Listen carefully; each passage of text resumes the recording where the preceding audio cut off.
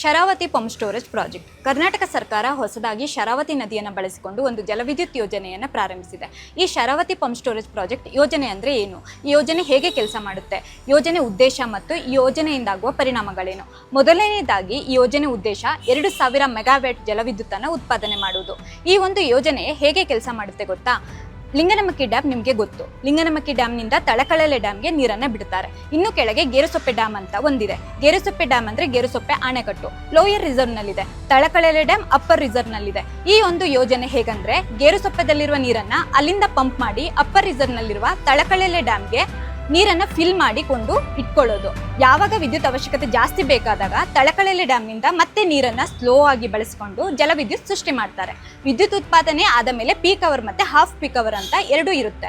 Half peak ಅವರ್ನಲ್ಲಿ ವಿದ್ಯುತ್ ಅಷ್ಟೊಂದು ಬೇಕಾಗಿಲ್ಲ, ನೀರನ್ನು ಉಪಯೋಗಿಸಿಕೊಂಡು ವಿದ್ಯುತ್ತನ್ನು ಉತ್ಪಾದಿಸುತ್ತಾರೆ. ಮತ್ತೆ ಅದೇ ವಿದ್ಯುತ್ತನ್ನು ಉಪಯೋಗಿಸಿಕೊಂಡು ನೀರನ್ನು ಪಂಪ್ ಮಾಡಿ ಅಪ್ಪರ್ ರಿಸರ್ವ್ನಲ್ಲಿರುವ ತಳಕಳೆಲೆ ಡ್ಯಾಮ್ಗೆ ಗೇರುಸೊಪ್ಪಿನಿಂದ ನೀರನ್ನು ಪಂಪ್ ಮಾಡ್ತಾರೆ.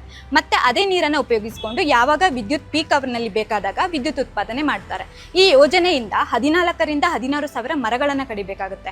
ಅಲ್ಲಿರುವ ಜೀವ ವೈವಿಧ್ಯಕ್ಕೆ ಹಾನಿಯಾಗುತ್ತೆ. ಮತ್ತೆ ಅಲ್ಲಿರುವ ಸ್ಥಳೀಯರನ್ನ ಸ್ಥಳಾಂತರಿಸಬೇಕಾಗುತ್ತೆ.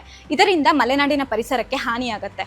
ಸರ್ಕಾರದ ವಿರುದ್ಧ ಶರಾವತಿ ನದಿ ಮೂಲದ ಜನರು, ಪರಿಸರವಾದಿಗಳು, ಅಲ್ಲಿನ ರೈತರು ಈ ಯೋಜನೆಯನ್ನು ಕೈ ಬಿಡಬೇಕೆಂದು ಸಾಮಾಜಿಕ ಜಾಲತಾಣದಲ್ಲಿ ಭಾರೀ ಆಕ್ರೋಶ ವ್ಯಕ್ತಪಡಿಸುತ್ತಿದ್ದಾರೆ.